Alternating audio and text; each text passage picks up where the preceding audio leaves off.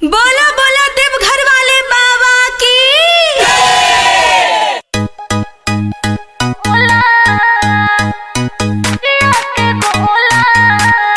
Music by निशा आशी records Ara.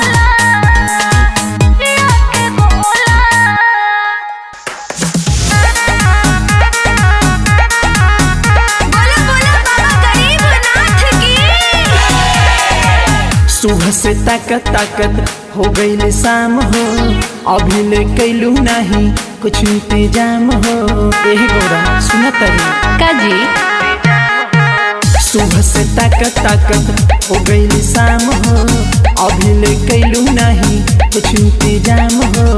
कहीं का कैसन फील हमरा होला, सुनी ना अब ना पीस के पिया दे भोला भंगिया के गोला।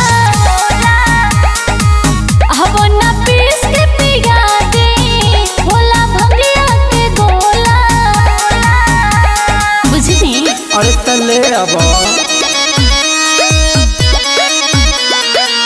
आशी रिकॉर्ड्स आरा।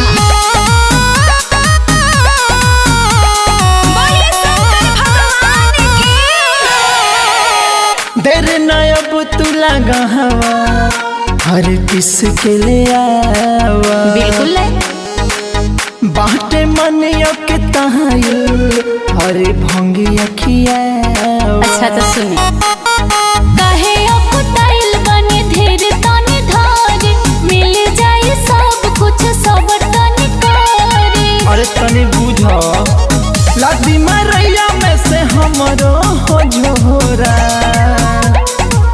अब ना पीस के पिया दे भोला भंगिया के गोला। अब ना पीस के पिया दे भोला भंगिया के गोला।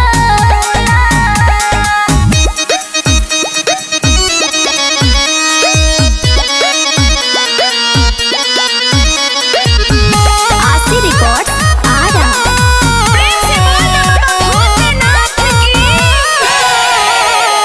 सेख के देखो न कहीं से, अरे मस्ती में बारे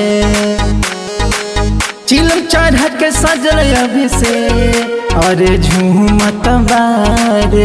अरे छोड़ी ना रौरा चिल्ला